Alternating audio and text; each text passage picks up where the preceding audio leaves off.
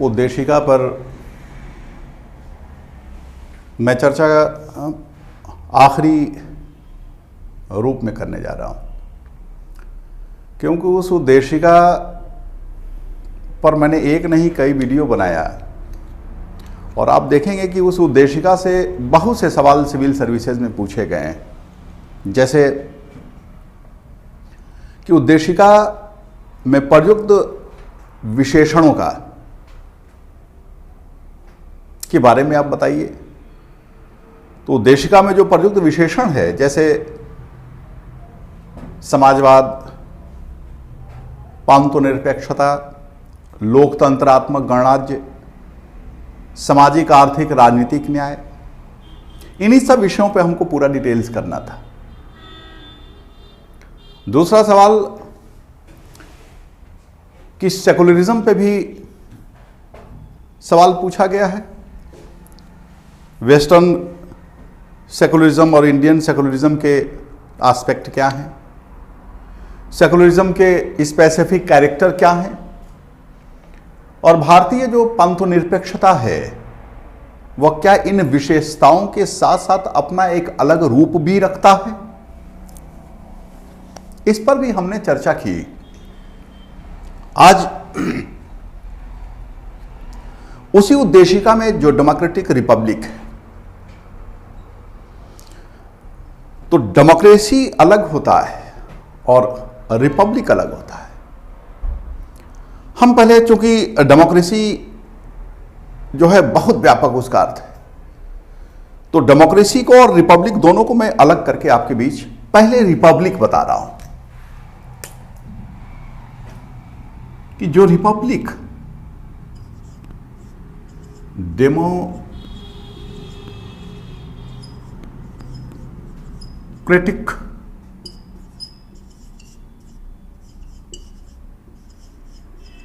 और रिपब्लिक, ये दो अल्फाज हैं और दोनों के अलग मायने हैं। तो चूंकि मैंने आपसे ये बात कहा कि जो डेमोक्रेसी है इसकी व्याख्या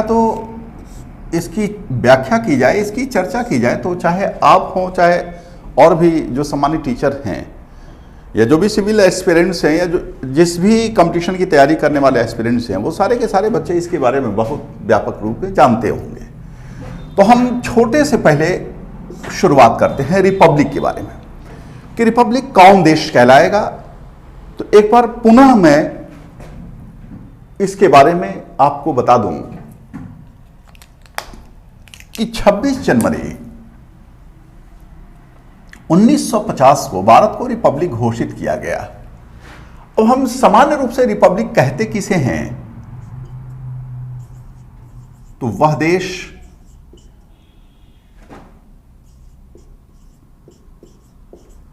रिपब्लिक कहलाएगा जिस देश का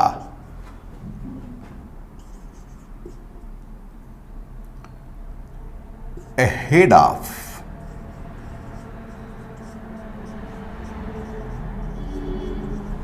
नेशन, जिस देश का हेड ऑफ नेशन वंशानुगत नहीं होता बल्कि इलेक्टेड होता है,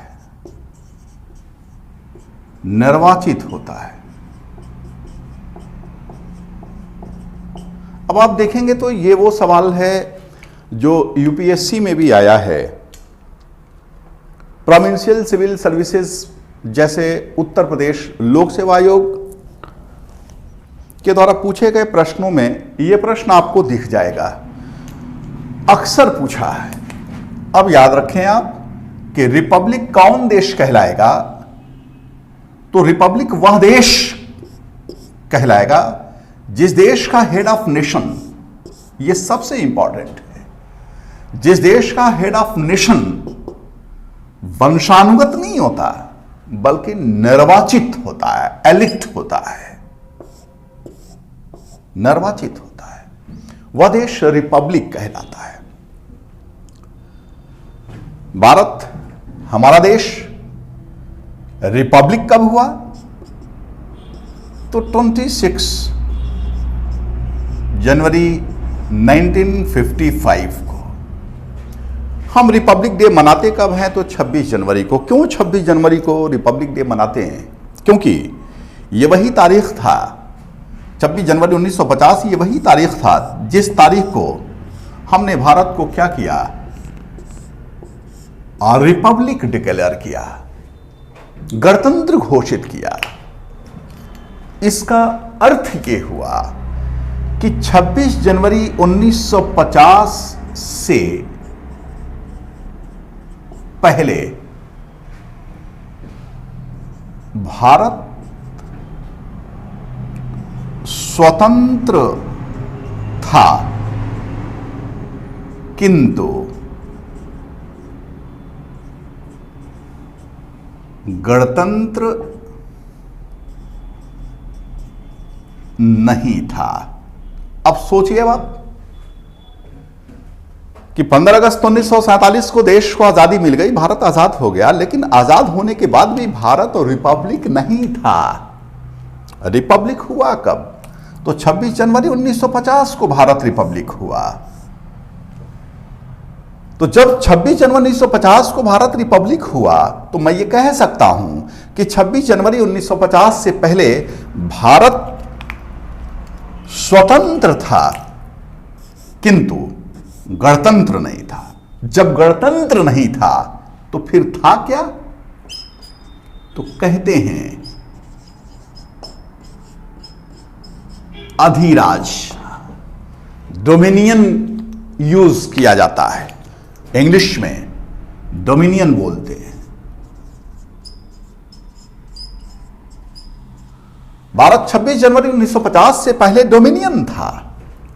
डोमिनियन का अर्थ कि 15 अगस्त 1947 को देश आजाद हो गया था। आजाद होने के बाद भी अभी भी हमारे देश का जो हेड ऑफ नेशन था वह ब्रिटेन का सम्राट था। उस ब्रिटेन का सम्राट जो भारत का राष्ट्राध्यक्ष था उसको भी हमने उठाकर फेंक दिया। कब फेंक दिया? 26 जनवरी 1950 को। तो जब 26 जनवरी 1950 को भारत को हमने रिपब्लिक घोषित कर दिया, इसका मतलब कि भारत अब डोमिनियन नहीं रहा, अधिराज नहीं रहा। तो याद रखेंगे आप कि रिपब्लिक किसे कहते हैं? आपके सामने हेड ऑफ नेशन किसी भी देश का जब इलेक्टेड होता है, वंशानुगत नहीं होता है, वह रिपब्लिक कहलाता है। 26 जनवरी 1950 से पहले भारत का कॉन्स्टिट्यूशनल स्टेटस क्या था? तो डोमिनियन का था। दो सवाल हुआ। तीसरा सवाल कि भारत रिपब्लिक कब बना? 26 जनवरी 1950। एक छोटा सा विषय था। अब मैं निकालता हूं इसमें से डेमोक्रेसी को, क्योंकि प्राचीन समय से लेकर आज तक हम जिस लोकतंत्र को देख रहे हैं, जिस लोकतंत्र का सामना कर रहे हैं, वह लोकतंत्र वाकई में है क्या? जेम्स ब्राइस हो, लॉर्ड ब्राइस हो, या अब्राहम लिंकन हो, या एवी डाइसी हो, या फाइनर हो, या लास्की हो, या अर्नेस्ट बार्कर हो, या मैकाइवर हो, या मैकफर्सन हो, जितने भी विचारक गुजरे हैं, या जितने भी इस दुनिया में लोग हुए हैं, कहीं ना कहीं से इस लोकतंत्र के अनुसार अपना जीवन गुजार रहे होंगे। अगर लोकतंत्र के अनुसार अपना जीवन न गुजार रहे होंगे तो निश्चित रूप से आप यकीन मानिए कि वह किसी न किसी मुसीबत का सामना भी कर रहे होंगे। अगर कोई भी दुनिया में किसी मुसीबत का सामना कर रहा है तो ये आप जान लीजिए कि वह डेमोक्रेटिक लाइफ स्टाइल नहीं बिता रहा है। हम देखें कि लोकतंत्र क्या है, डेमोक्रेसी क्या है। दो शब्द, डेमो एंड क्रेशिया। ये दो शब्द है। डेमोस का अर्थ होता है लोक, क्रेशिया का अर्थ होता है तंत्र, लोकतंत्र। अब देखिए आपके बीच आ गया लोकतंत्र। डेमो का अर्थ लोक, क्रेशिया का अर्थ तंत्र, तो लोकतंत्र। अब थोड़ा सा, चूंकि आप कंप्यूटर हैं इसलिए सतर्क रहिएगा। लोकतंत्र भी हम बोलते हैं, इसी को हम जनतंत्र भी बोलते हैं या प्रजातंत्र भी कहते हैं। मुझे यह लगता है कि इस प्रजातंत्र शब्द का प्रयोग नहीं करना चाहिए। या तो आप लोकतंत्र यूज करिए या जनतंत्र यूज करिए, प्रजातंत्र यूज नहीं करना चाहिए। वजह उसका देखिए, इसमें प्रजा लगा है और प्रजा अधीनता का सूचक होता है। यह मोनार्की यानी राजतंत्र का जब दौर था तो राजा स्वामी होता था और जो उसके अधीन होती थी उसको प्रजा कहते थे। लोकतंत्र में प्रजा स्वामी है, लोग स्वामी है, जनता स्वामी है। डेमोक्रेसी में प्रजा का कॉन्सेप्ट नहीं है, जनता का कॉन्सेप्ट है। तो वह राजतंत्र जिसमें राजा स्वामी होता था, प्रजा उसकी संपत्ति होती थी, उसके लिए प्रजा शब्द का इस्तेमाल होता था। लेकिन डेमोक्रेसी में आप देखेंगे कि वह लोग, we the people of India, all power vested in we the people of India, यानी डेमोक्रेसी में आप देखेंगे तो सारी की सारी शक्ति लोगों के पास है। तो जब सारी की सारी शक्ति लोगों के पास है तो लोगों को प्रजा नहीं कहा जा सकता। इसलिए प्रजा शब्द का प्रयोग करने से बचना चाहिए, नहीं कहना चाहिए। ऐसा लोकतंत्र जिसका हमारे उद्देशिका में उल्लेख हुआ है, यह लोकतंत्र जब विश्व के धरातल पर आधुनिक युग में अब्राहम लिंकन के शब्दों में आता है। अब्राहम लिंकन ने जो इसकी परिभाषा दी, जो जनरली सारे के सारे बच्चे जानते हैं कि डेमोक्रेसी क्या है, तो डेमोक्रेसी जनता का यानी लोगों का कह दें, जनता का, जनता के द्वारा और जनता के लिए शासन है। अब्राहम लिंकन आधुनिक युग में यह बात कहने वाले पहले विचारक कहे जाते हैं। अब्राहम लिंकन ने यह परिभाषा दिया कब?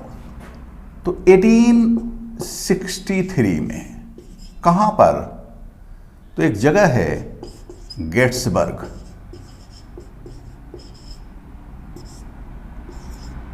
कोई विद्वता नहीं है, प्रारंभिक परीक्षा का यह सवाल है जो अक्सर पूछा करता है कि अब्राहम लिंकन ने लोकतंत्र की यह परिभाषा कब दी थी?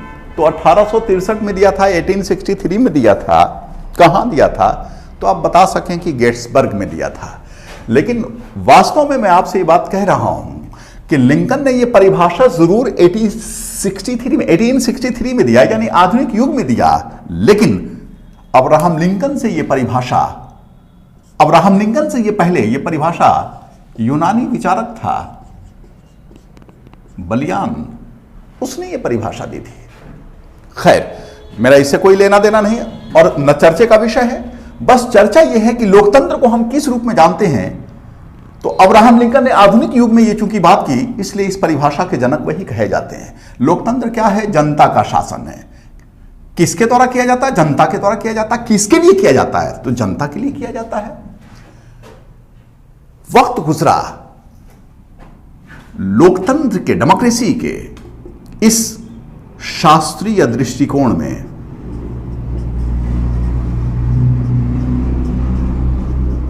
शास्त्रीय दृष्टिकोण यानी क्लासिकल अप्रोच, हम इसे क्लासिकल अप्रोच कहते हैं।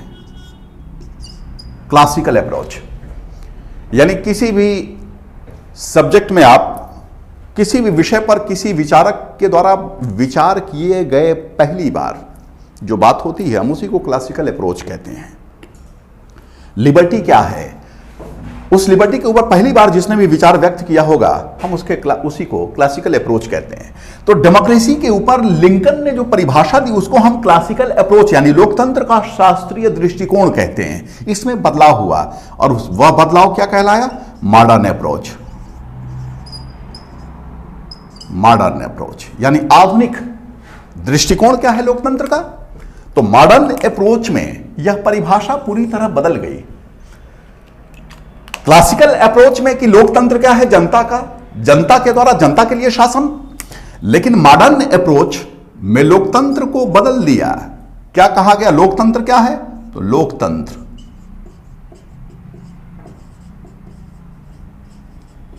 बहुमत का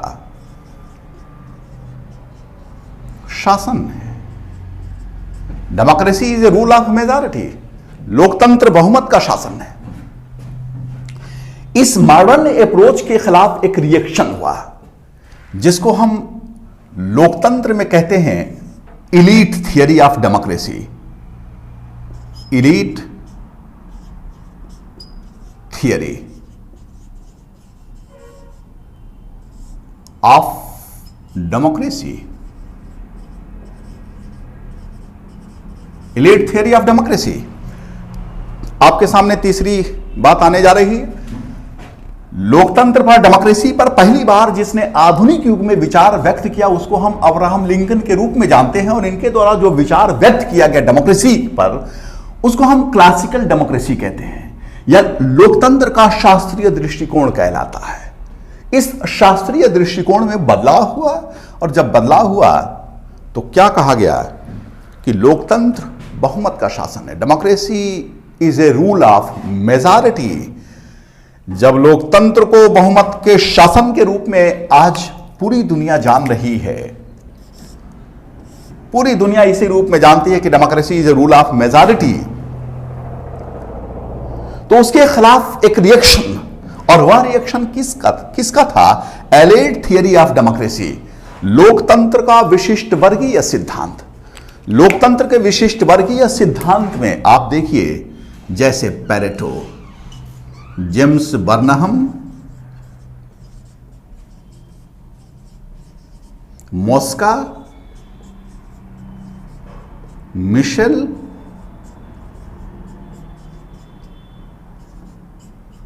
पेरेटो, ये इसके फिलॉसफर हैं, इसके थिंकर हैं। ये एलीट थ्योरी ऑफ डेमोक्रेसी के बहुत बड़े विचारक हैं। इन विचारकों का क्या कहना, ये विचारक कहते हैं कि लोकतंत्र बहुमत का शासन नहीं है। किसी भी देश में आप उठा के देख लीजिए, बहुमत का शासन नहीं है। फिर शासन है किसका, तो शासन है किसका, अल्पतंत्र का। अल्पतंत्र शासन कौन करता है, अल्पतंत्र करता है।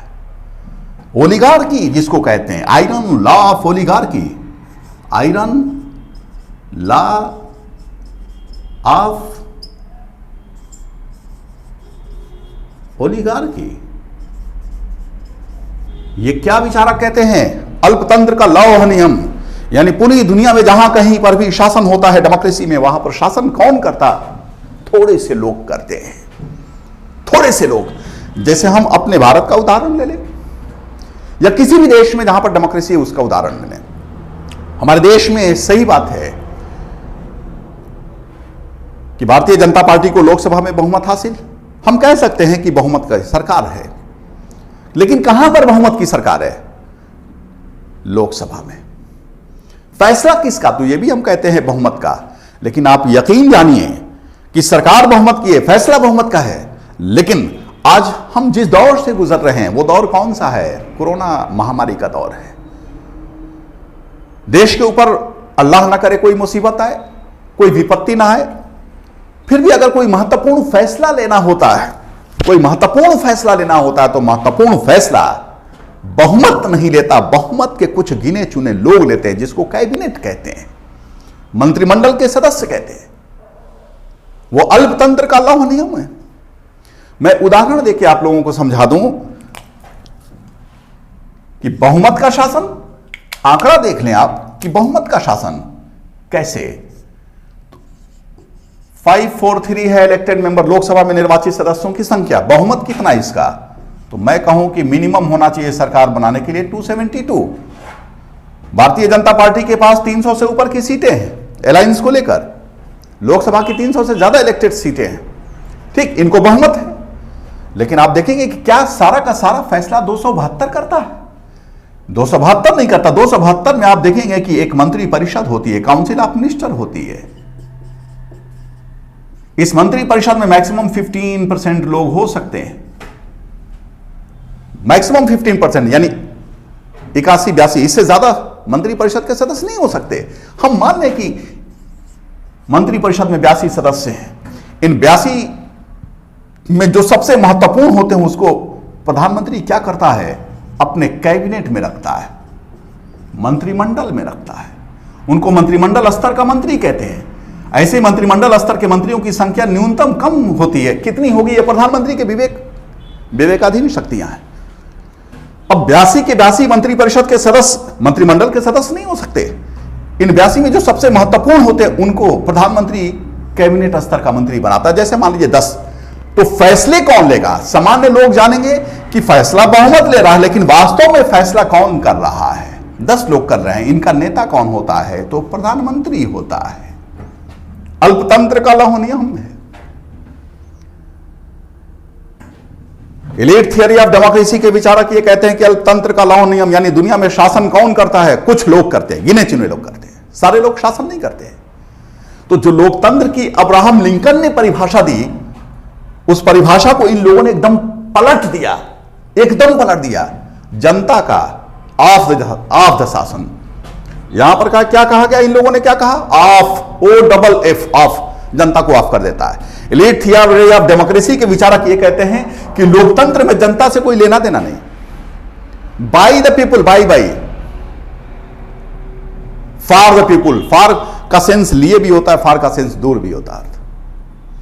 तो एलीट थ्योरी ऑफ डेमोक्रेसी ने लोकतंत्र के विशिष्ट वर्गीय सिद्धांत को आपके सामने प्रस्तुत किया और यह कहा कि लोकतंत्र में बहुमत का शासन नहीं होता, बल्कि यह लौह नियम है कि शासन करने वाले सदैव कुछ लोग होते हैं जिन्हें हम अल्पमत कहते हैं। यह तो लोकतंत्र के दृष्टिकोण की बात मैंने आपके सामने की। अब हम आते हैं अपने उद्देशिका पर कि कॉन्स्टिट्यूशन को लिखने वाले लोग संविधान के उद्देशिका में विशेषण का इस्तेमाल कर रहे थे। उद्देशिका में उन उद्देश्यों का उल्लेख होता है, उद्देशिका में उन उद्देश्यों को प्राप्त करने का उल्लेख होता है जिसके लिए कॉन्स्टिट्यूशन को बनाया जाता है, जिसके लिए संविधान को लिखा जाता है। ऐसे संविधान में ऐसे संविधान की उद्देशिका में जिस लोकतंत्र डेमोक्रेसी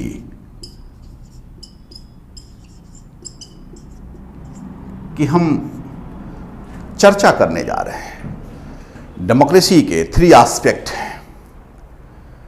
भारत का जो लोकतंत्र है वह विश्व का सबसे खूबसूरत लोकतंत्र है। ऐसे डेमोक्रेसी के 3 डायमेंशन में मैं पहला आपके सामने निकाल रहा हूं। क्या? Political democracy.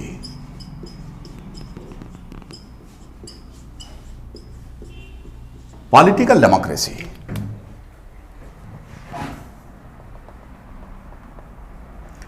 पॉलिटिकल डेमोक्रेसी अब आप देखिए, यूनान से इसकी शुरुआत हुई। आज पूरे विश्व में कुछ देशों को हम अगर छोड़ दें तो पूरे विश्व में लोकतंत्र है। तो जब लोकतंत्र हमारे सामने आया, फ्रेंच रिवॉल्यूशन ने उसे एक यूनिवर्सल रूप दे दिया। तो वह जो रूप था उसको हम पॉलिटिकल डेमोक्रेसी कहते हैं। हमारे देश में भी पॉलिटिकल डेमोक्रेसी मौजूद है। ऐसे पॉलिटिकल डेमोक्रेसी का अर्थ क्या है? तो पॉलिटिकल डेमोक्रेसी का जो अर्थ बेंथम जैसा विचारक देखिए, बेंथम जैसा विचारक क्या कहता है? एक व्यक्ति एक मत, वन मैन वन वोट, यह बेंथम का सूत्र है, यह राजनीतिक लोकतंत्र का सार है। डेमोक्रेसी, पॉलिटिकल डेमोक्रेसी का यह थीम कहा जाता है, वन मैन वन वोट। किसने दिया? बेंथम ने। यह वही बेंथम इंग्लैंड का बहुत रेडिकल थिंकर कहा जाता है, जिसने उपयोगितावाद को एक स्कूल का रूप दिया था। अधिकतम व्यक्तियों का अधिकतम सुख, बहुत बड़ा रेडिकल भी था। कानून के क्षेत्र में बहुत बड़ा इसे सुधारक भी माना जाता है। और यह भी आप जानिए कि यह वही बेंथम था जिस बेंथम का असर लॉर्ड विलियम बेंटिक पर था, क्योंकि लॉर्ड विलियम बेंटिक इसी बेंथम का शिष्य था।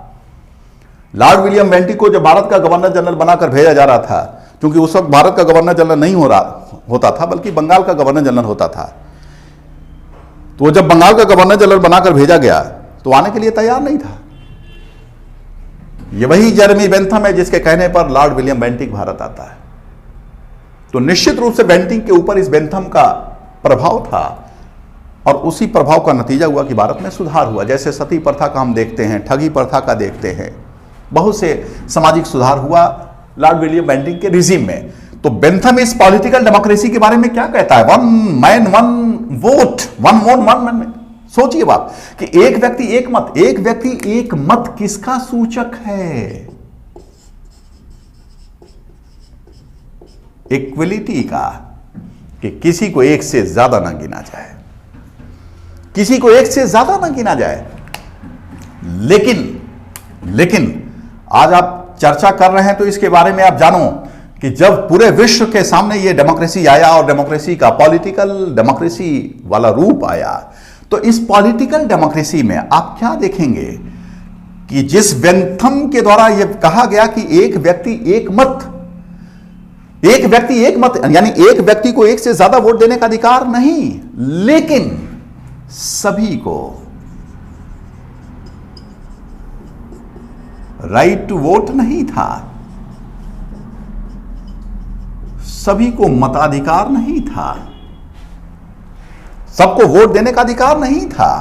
वो कौन था जिसको वोट देने का अधिकार था? तो पहली बात वह था जो एजुकेटेड था, जो शिक्षित वर्ग था। इस शिक्षित वर्ग को वोट देने का अधिकार था, एक से ज्यादा वोट देने का अधिकार था। दूसरा वह था जिसके पास संपत्ति होती थी, यानी जमींदार था, जमींदार था जो सरकार को टैक्स देता था, इसको वोट देने का अधिकार था। और कौन था? तो जो जमींदार लोग थे, जो सामंत लोग थे, ऐसे लोगों को वोट देने का अधिकार था। इसका अर्थ यह हुआ कि मतदान का अधिकार तो था, राजनीतिक लोकतंत्र तो था, लेकिन राजनीतिक लोकतंत्र अपने आप में पर्याप्त नहीं था। क्यों नहीं था? तो महिलाओं को वोट देने का अधिकार नहीं था, महिलाओं को वोट देने का अधिकार नहीं था, दासों को वोट देने का अधिकार नहीं था, जो सरकार को टैक्स नहीं देते थे उनको भी वोट देने का अधिकार नहीं था। इसकी लड़ाई हुई है। और देखिए, जॉन स्टुअर्ट मिल, जिसे हम जेएस मिल के नाम से जानते हैं, जॉन स्टुअर्ट मिल, ये वो जॉन स्टुअर्ट मिल है जिसने महिलाओं के अधिकारों की लड़ाई लड़ी है। सब्जेक्शन ऑफ वुमेन जैसी किताब लिखता है, और इन्हीं के जैसे विचारकों की वजह से आप देखेंगे कि सार्वभौम वयस्क मताधिकार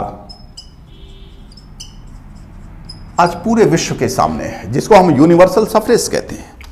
सार्वभौम वयस्क मताधिकार, यानी जॉन स्टुअर्ट मिल, एमिलिए लेविलियर्स, बहुत से ऐसे विचारक हैं जिन्होंने लोकतंत्र में सारे लोगों के अधिकारों के लिए, विशेष तौर से महिलाओं के अधिकारों के लिए लड़ाई लड़ी, जिसका नतीजा यह हुआ कि इस पॉलिटिकल डेमोक्रेसी में अमीर लोगों को, पढ़े लिखे लोगों को मतदान का अधिकार तो था ही था, महिलाओं को भी वोट देने का अधिकार मिल गया। आप भारत में भी देखते हैं, हमारे देश में भी है हमारे देश में भी एक व्यक्ति एक मत को गिना जाता है, वह चाहे अंबानी हो, वह चाहे अंबानी हो या कोई गरीब व्यक्ति हो, सबको एक वोट देने का अधिकार, एक से ज्यादा वोट देने का अधिकार नहीं है। लेकिन यह राजनीतिक लोकतंत्र अपने आप में पर्याप्त नहीं है। पॉलिटिकल डेमोक्रेसी अपने आप में सफिशिएंट नहीं है। या मैं ये कहूं कि किसी भी देश में अगर पॉलिटिकल डेमोक्रेसी है, इकोनॉमिक डेमोक्रेसी नहीं है, सोशल डेमोक्रेसी नहीं है, तो वह लोकतंत्र अपने आप में दम तोड़ देगा। उदाहरण मैं आपको बता रहा हूं कि जिस देश में सिर्फ और सिर्फ राजनीतिक लोकतंत्र है, वह राजनीतिक लोकतंत्र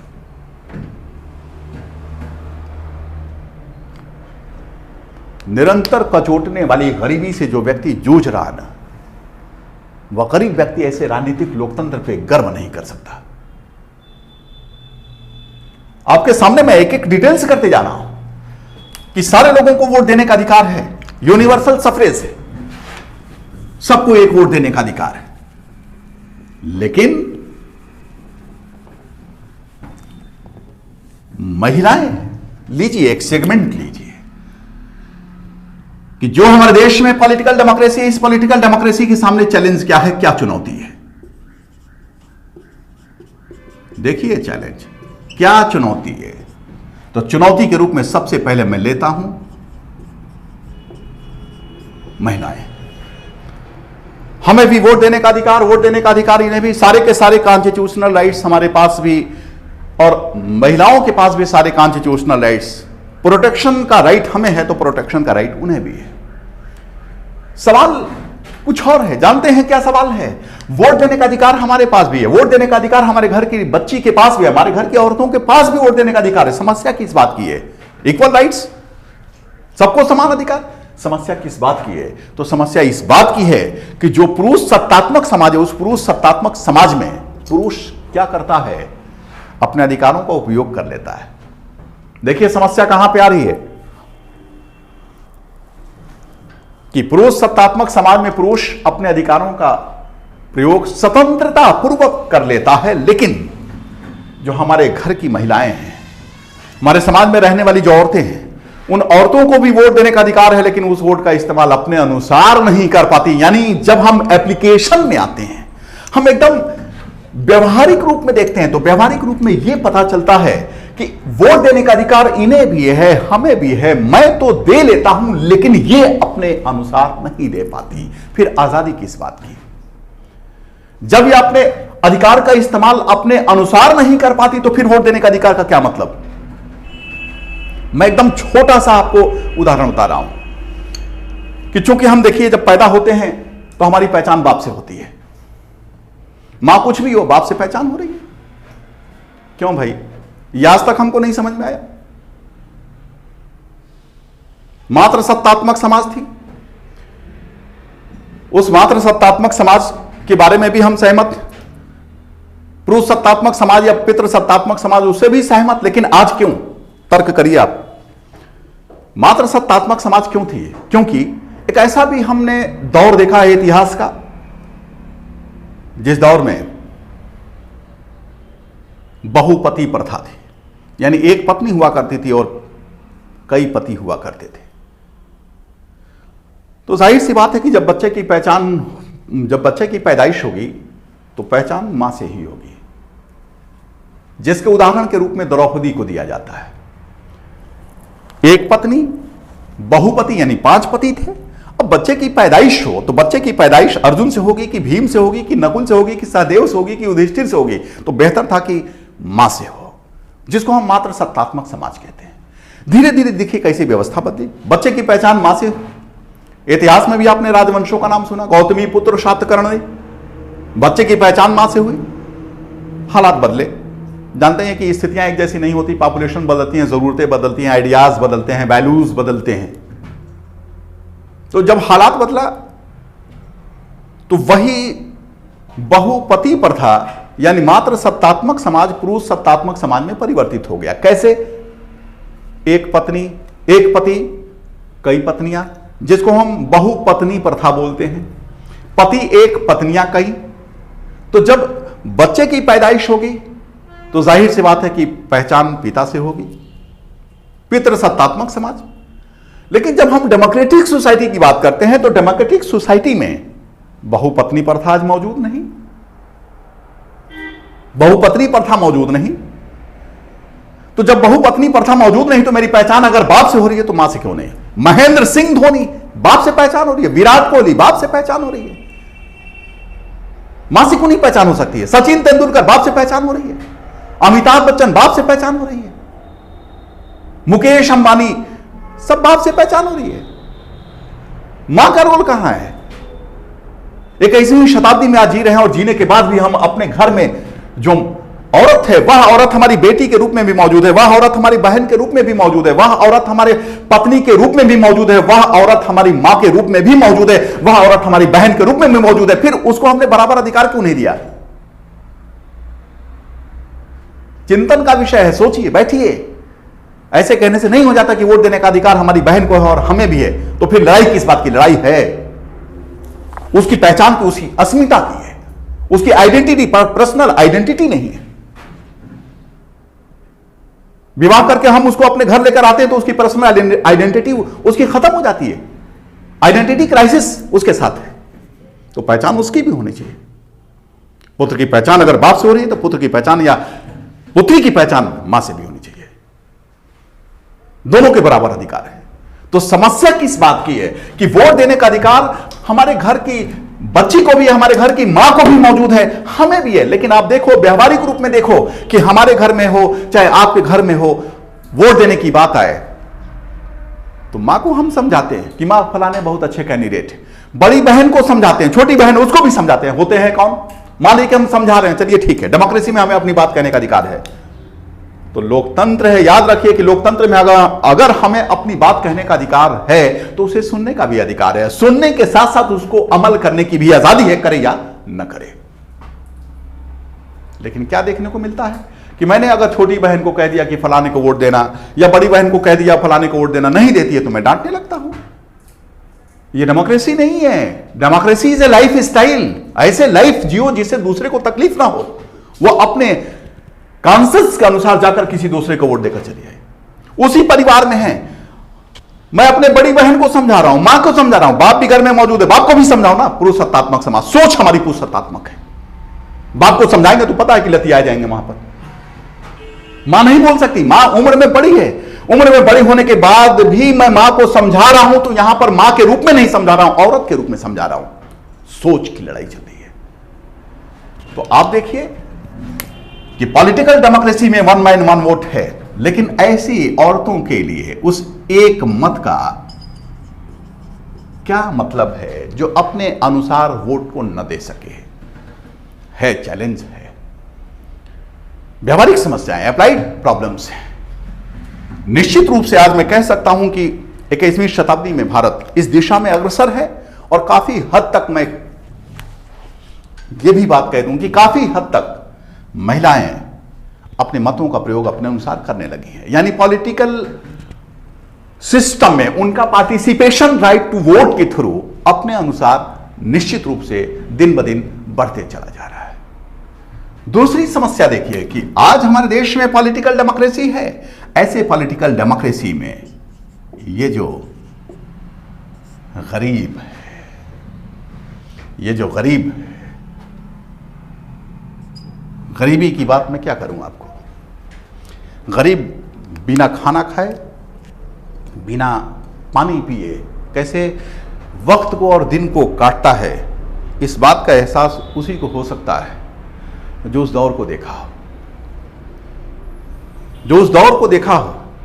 एहसास अगर करने की जरूरत है तो मानवीय संवेदनाओं को मरने मत दीजिए, और मानवीय संवेदनाओं को अगर जिंदा रखना है तो आज कम से कम अपनी सड़कों पर देख लें कि इस कोरोना महामारी के दौर में यह गरीब किस दौर से गुजर रहा है, किस दौर से गुजर रहा है। मैं आपसे यह बात कह रहा हूं कि हम ऐसे राजनीतिक लोकतंत्र पे गर्व नहीं कर सकते जिस राजनीतिक लोकतंत्र में लोग निरंतर कचोटने वाली गरीबी वाला जीवन गुजार रहे हो, गरीबी का जीवन गुजारने को अभिशप्त हो। मजबूर हो। हम ऐसे राजनीतिक लोकतंत्र लेकर करेंगे क्या?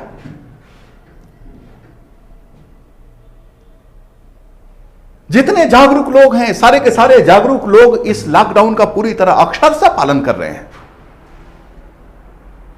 हम जैसे लोग घरों से निकल नहीं रहे। या आज वीडियो आपके सामने बनाया जा रहा है, यूट्यूब के लिए वीडियो बनाया जा रहा है, तो सोशल डिस्टेंसिंग को हम फॉलो करके बना रहे हैं। और बनाने में कितने लोगों की जरूरत होती है? दो लोग, 3 लोग। तो जितने जागरूक लोग हैं, सारे के सारे पढ़े लिखे लोग, जागरूक लोग लॉकडाउन का पालन कर रहे हैं। लेकिन आप सोचो, लॉकडाउन का पालन तो वह कर रहा है ना जिसके पास रिसोर्सेज है, खाने के लिए कुछ है। शर्म आती है हमें इस महामारी के दौर में ऐसी घटना देखने को मिली जिसको लेकर शर्म आती है, एक सिविलियन के रूप में भी और एक टीचर के रूप में भी। लोगों के पास खाने के लिए कुछ नहीं है, लेकिन जब शराब की दुकानें खोली जाती हैं तो लाइन लग जाती है। क्या बताएं, क्या क्या आप सुनेंगे। छोटा सा बच्चा होता है, बच्चा चलता है इस लॉकडाउन में, अपने जीवन को बचाने का अंतिम प्रयास उसका परिवार करता है, क्योंकि उसके पास खाने के लिए कुछ नहीं। तो उसकी ये तो सोच है कि कोरोना से मरे, उससे बेहतर है कि घर पे मौत हो जाए हमारी। तो अपने घर को चल दिया है। बच्चे को चलते चलते पैर फट जाता है, पैर में स्वेलिंग हो जाती है, तो बच्चा सूटकेस पे सो जाता है। ये वो गरीबी है। देखिए गरीबी को कोरोना महामारी के दौरान, ये गरीबी क्या होती है। घर में बैठकर शराब पीना, शराब पीने की मैं आलोचना नहीं कर रहा, वो भी आजादी, वो भी डेमोक्रेसी। आप पिए, आपकी रिसोर्सेज, आपके पास शराब पीने के लिए रिसोर्सेज हैं तो आप पिए, लेकिन कम से कम इतना एहसास भी करें कि इस कोरोना महामारी के दौरान में जो गरीब व्यक्ति है वह जीवन कैसे गुजार रहा है। यह राजनीतिक लोकतंत्र पर बहुत बड़ा तमाचा है। तब तक पॉलिटिकल डेमोक्रेसी सर्वाइव नहीं कर सकता जब तक कि उस देश में इकोनॉमिक डेमोक्रेसी ना हो, जब तक कि उसके चेहरे पर खुशहाली की हंसी ना आ जाए। इस गरीब, ये गरीब व्यक्ति आप देख रहे हैं, वो चाहे जवाहरलाल नेहरू हो, चाहे राधा कृष्णन हो, चाहे अंबेडकर हो, जितने बड़े बड़े फिलोसफर हमारे देश में हुए, सारे के सारे फिलोसफरों की यह सोच है कि राजनीतिक लोकतंत्र पर यह गरीब व्यक्ति गर्व नहीं कर सकता।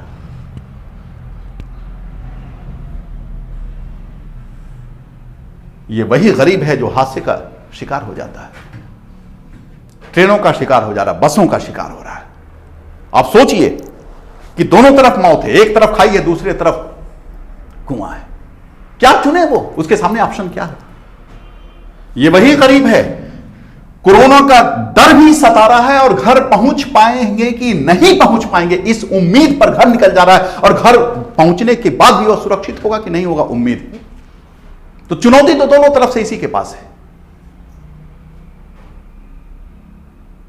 ऐसे में मैं ये बात कहूंगा कि जहां पर जो शिक्षित लोग हैं, जो जागरूक लोग हैं, लॉकडाउन को फॉलो कर रहे हैं, वैसे में संवेदनाओं को जिंदा करें और ऐसे गरीबों की हम नहीं मदद कर सकते, हमारे पास रिसोर्सेज हैं, हम रिसोर्सेज से, संसाधन से मदद नहीं कर सकते, लेकिन कम से कम बातों से तो हम संवेदना व्यक्त कर ही सकते हैं। सरकार के द्वारा जो कदम उठाए जा रहे हैं, ऐसे कदमों की हम प्रशंसा तो कर ही सकते हैं, लोगों में जागरूकता तो पैदा कर ही सकते हैं। तो जब तक गरीबी, ऐसे गरीब व्यक्ति के लिए इस एक वोट का क्या मतलब है, क्या अर्थ है? यह वही गरीब व्यक्ति है जो बूट पॉलिश करता है। आज वोटिंग का वक्त है, सोचो अब आप, आज वोट हो रही है, बूट पॉलिश वाले से जाके आप कहिए कि आज वोट का दिन है, पॉलिटिकल हॉलीडे है, वोट करने जाओगे? जो सवाल करेगा कि उस सवाल का जवाब हमारे पास नहीं होगा। बूट पॉलिश करने वाले के लिए, रिक्शा चलाने वाले के लिए राजनीतिक लोकतंत्र पर्याप्त नहीं है। जरूरी है कि ऐसे गरीबी को हम दूर नहीं कर सकते, गरीबी को दूर नहीं कर सकते, लेकिन मिनिमाइज तो कर सकते हैं ना। एक ऐसा लोकतंत्र हम बुने जिस लोकतंत्र में ये भी हंसे, इसको भी मुस्कुराने का वजह मिलना चाहिए। लगे कि इस देश को आजाद हमने कराया, इस देश के लिए अनगिनत कुर्बानियां हमने दी, तो इस देश में जो लोकतंत्र मौजूद है उस लोकतंत्र में हमारा भी पार्टिसिपेशन है। पार्टिसिपेशन करेगा कैसे? वोट के थ्रू करेगा। तो वोट के थ्रू तब करेगा जब वह अपना वोट दे सके, और वोट निश्चितता के रूप में तभी देगा जब गरीबी मिनिमाइज हो जाए। आप देखें, अनुसूचित जाति, अनुसूचित जनजाति, यह भी देखें, इनके सामने भी प्रॉब्लम्स है। पॉलिटिकल डेमोक्रेसी है, राजनीतिक लोकतंत्र, उस राजनीतिक लोकतंत्र में सारे लोगों को, एक व्यक्ति को एक वोट देने का अधिकार इनको भी है, लेकिन व्यवहारिक समस्या कि इनको एक वोट देने का अधिकार है, लेकिन व्यवहारिक रूप में ये अपने मतदान का प्रयोग अपने अनुसार नहीं कर पाता, बूथ कैप्चरिंग हो जाती है। आज मैं ये कह सकता हूं कि इलेक्ट्रॉनिक वोटिंग मशीन से बूथ कैप्चरिंग पर कंट्रोल हो गया, लेकिन यकीन मानिए कि आज भी हमारे देश में जो टोटल पॉपुलेशन का एक मोटा मोटी मैं आपके सामने खाका दूं तो 25% या 60%, टोटल पॉपुलेशन का 25 या 60% SC/ST हैं। आज भी आप देखेंगे तो इनको वोट देने के लिए या तो बाध्य किया जाता है या वोट न देने के लिए बाध्य कर दिया जाता है। और क्या क्या वोट देने के लिए इन्हें प्रलोभन दिया जाता है। ऐसे राजनीतिक लोकतंत्र जिसमें एक व्यक्ति एक वोट की बात कही जाती है, हम जब इसकी जांच करते हैं तो अनुसूचित जाति जनजाति की बात, कि ऐसे पॉलिटिकल डेमोक्रेसी में अनुसूचित जाति और अनुसूचित जनजाति के लोगों को मैं ये कह सकता हूं कि वोट देने का अधिकार है, लेकिन कहीं ना कहीं से उन लोगों के द्वारा इसके मतदान के अधिकार में हस्तक्षेप किया जाता है। चौथी बात, चुनौती के रूप में, और वो बहुत हास्यास्पद आपको लगेगा कि जो शिक्षित वर्ग है, जो हमारे देश का शिक्षित वर्ग है, आप देखेंगे कैसे शिक्षित वर्ग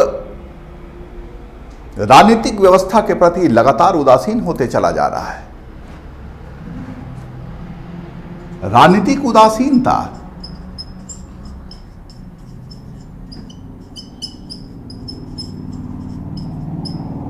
ये वही शिक्षित वर्ग है जो अपने मताधिकारों का प्रयोग नहीं करता।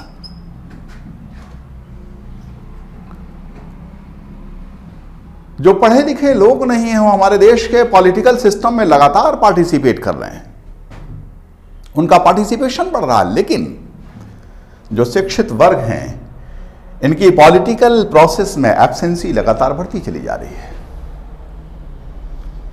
मैं ये बात कह सकता हूं कि आज उत्तर प्रदेश में शिक्षित मतदाताओं का सबसे बेहतर स्थान के रूप में प्रयागराज में एक स्थान है शहर उत्तरी। शहर उत्तरी में आप देखेंगे कि वोट ऑफ परसेंटेज कितना है, 47% होता है, मतलब 50% से भी कम। पढ़े लिखे लोग घर से निकलते ही नहीं। ऐसे राजनीतिक लोकतंत्र के सामने जो चुनौती, वो चुनौती मैंने आपके सामने चर्चा की। अब पॉलिटिकल सिस्टम, पॉलिटिकल डेमोक्रेसी को एक बार फिर सुन लें कि पॉलिटिकल डेमोक्रेसी क्या है। तो एक ऐसी राजनीतिक व्यवस्था है जिसके पॉलिटिकल प्रोसेस में, जिसके राजनीतिक प्रक्रिया में लोग पार्टिसिपेट करते हैं, शामिल होते हैं, भागीदार होते हैं। भागीदार होने के तरीके क्या हैं? तो right to vote, right to elect, वो न केवल वोट देने का अधिकार रखते हैं बल्कि निर्वाचित होने का अधिकार भी रखते हैं। अब यहां पर जाते जाते मैं एक और बात बता दूं कि ऐसे राजनीतिक लोकतंत्र जिसमें राजनीतिक प्रक्रिया में सारे लोग भाग लेते हैं, यह जरूरी है। क्या जरूरी है कि महिलाओं का पार्टिसिपेशन उनके संख्या का अनुपात में बढ़े।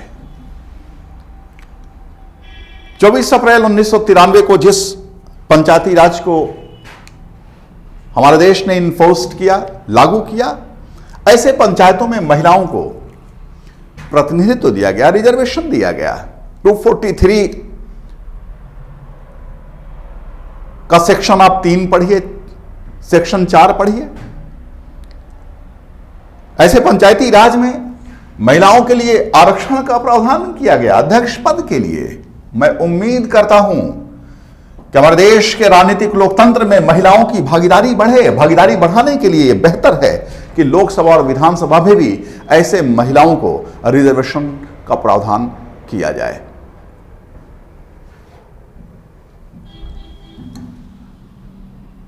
वह उद्देशिका, जिस उद्देशिका के संदर्भ में हम डेमोक्रेसी की बात कर रहे हैं, और उस डेमोक्रेसी के जो 3 डायमेंशन हैं, उनमें से पहला राजनीतिक लोकतंत्र की बात कर रहा हूं मैं। ऐसा राजनीतिक लोकतंत्र जिसमें सारे लोग बिना किसी भेदभाव के पॉलिटिकल प्रोसेस में पार्टिसिपेट करते हैं, यह पर्याप्त नहीं है।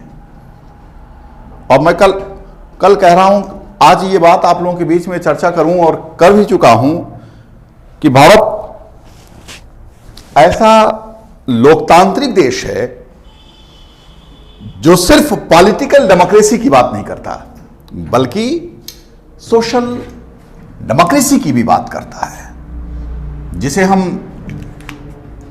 सामाजिक लोकतंत्र भी कहते हैं, सोशल डेमोक्रेसी।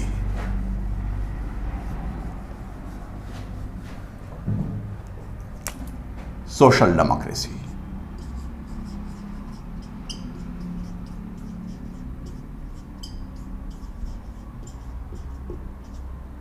क्योंकि यह बात जवाहरलाल नेहरू ने कहा था कि जो लोकतंत्र हम आज देख रहे हैं, वह लोकतंत्र को पूरे विश्व के लोग मोटे तौर पर एक व्यक्ति एक वोट के रूप में जानते हैं। लेकिन ऐसा राजनीतिक लोकतंत्र का कोई अर्थ नहीं होगा जब कोई भूखा रह रहा है, भूखे मर रहा है, या जो निर्धन है, जो गरीब है। वह लोकतंत्र तभी सफल हो सकता है जब उसे सोशल डेमोक्रेसी का रूप दिया जाए, इकोनॉमिक डेमोक्रेसी का रूप दिया जाए, यानी लोगों की गरीबी को मिनिमाइज किया जाए। जो असमानताएं हैं, ऐसे असमानताओं को दूर किया जाए, सुख सुविधाओं को बढ़ाया जाए। सोशल डेमोक्रेसी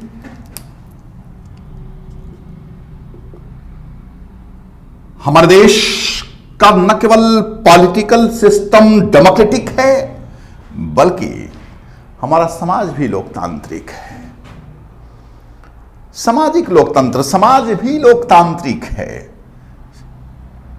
देखें आप कि धर्म, मूलवंश, जाति, लिंग, ये देखिए इसका कैसे प्रोविजन किया गया है। ऐसा सामाजिक लोकतंत्र है जिस सामाजिक लोकतंत्र में किसी भी व्यक्ति के साथ धर्म, मूलवंश, जाति, लिंग के आधार पर कोई भेदभाव नहीं किया जाएगा।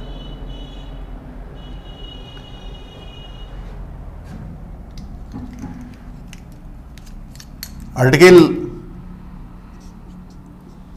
325 यानी 325 में यह सोशल डेमोक्रेसी है, यानी समाज में रहने वाले चाहे अमीर हो चाहे गरीब हो, वो चाहे जिस धर्म का हो, जिस भाषा का बोलने वाला हो, जिस लिंग का हो, उसके साथ कोई भेदभाव नहीं किया जाएगा। और जब वोटर लिस्ट इलेक्शन कमीशन के द्वारा तैयार किया जाएगा, मतदाता सूची जब तैयार की जाएगी अनुच्छेद 325, तो इस मतदाता सूची में से किसी भी नागरिक का नाम इनमें से किसी भी आधार पर निकाला नहीं जाएगा।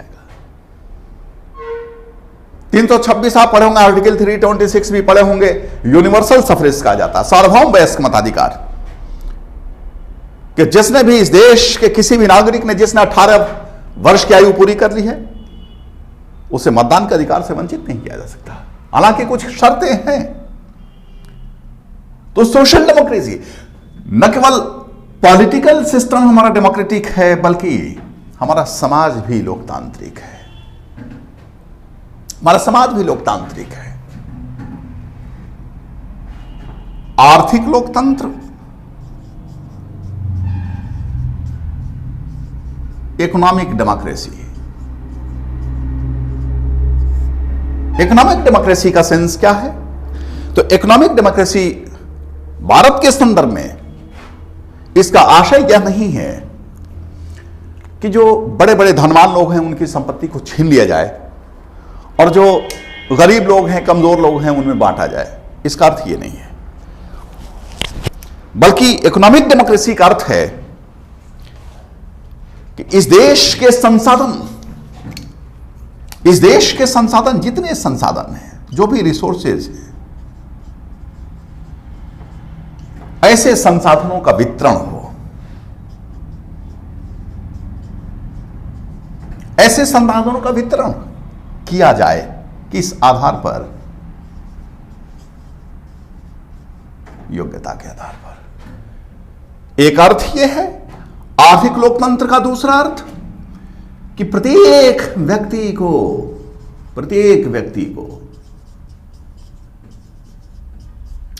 अपनी क्षमता और योग्यता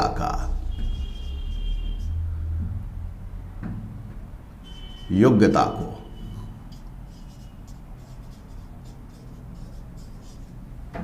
विकसित करने का अवसर दिया जाए। आर्थिक लोकतंत्र कि जो संसाधन है, ऐसे संसाधनों का वितरण योग्यता के आधार पर किया जाए, जिसको डिस्ट्रीब्यूटिव जस्टिस भी कहा जाता है। जॉन रॉल्स इसका बहुत बड़ा प्रतिपादक रहा है कि संसाधनों का वितरण योग्यता के आधार पर किया जाए, समयपूर्ण वितरण किया जाए, प्रत्येक व्यक्ति को अपनी क्षमता और योग्यता को विकसित करने का अवसर दिया जाए। जब विकसित करने का अवसर दिया जाएगा तो जाहिर सी बात है कि वह भी संसाधनों का उपयोग कर सकेगा, और जब संसाधनों का उपयोग कर सकेगा तो निश्चित रूप से गरीबी मिनिमाइज होगी। लेकिन ऐसे लोकतंत्र की, वो चाहे हमारे देश का लोकतंत्र हो, चाहे विश्व में किसी भी देश का लोकतंत्र हो, एक अदृश्य वायरस ने यह सोचने पर मजबूर कर दिया कि जो आज तक पॉलिसियां अपनाई गई पॉलिटिकल, सोशल, इकोनॉमिक डेमोक्रेसी में, क्या वह विकास के लिए कारगर हैं? या हमने विकास करने के लिए जो भी उपाय अपनाए, जो भी नीतियां अपनाई, जो भी योजनाएं, जो भी कार्यक्रम लागू किए, क्या वास्तव में वो प्रासंगिक हैं?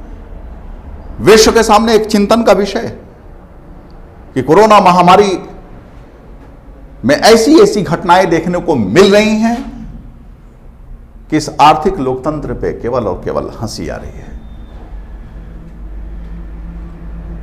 बताने की हमें जरूरत नहीं है, आप खुद अपने आंखों से देखे होंगे इस दौरान जो घटनाएं घटित हुई हैं। जो गरीब व्यक्ति है, जो विकास के सबसे निचले पैदान पर बैठा हुआ है, वह गरीब व्यक्ति ऐसे लोकतंत्र पर गर्व नहीं कर सकता। जरूरी है कि उसकी निर्धनता को, उसकी गरीबी को दूर किया जाए, और दूर करने के लिए गवर्नमेंट्स के पास, सरकार के पास एक अच्छा विजन होना चाहिए, और वह अच्छा विजन पूंजीवाद के माध्यम से दूर किया जा सकता है या समाजवादी नीतियों के माध्यम से दूर किया जा सकता है। तो समाजवाद की नीतियां भी हमारे सामने अपना खोखलापन साबित कर चुकी हैं। पूंजीवाद का जो भयंकर रूप है वो आपके सामने है। ये वही पूंजीवाद है जिसने इकोनॉमिक डेमोक्रेसी में इक्वल अपॉर्चुनिटी दी, कंपटीशन का गलाकाट अवसर पैदा किया, विकास, डेवलपमेंट, उसी डेवलपमेंट के जिसने जानते हैं हमारे हरे भरे जंगलों को बर्बाद कर दिया। हमें सोचने के लिए मजबूर कर दिया कि जो विकास के लिए हमने मॉडल अपनाया, क्या वास्तव में उसके द्वारा आर्थिक लोकतंत्र को स्थापित किया जा सकता है? प्रत्येक लोगों के चेहरे पर मुस्कान लाई जा सकती है?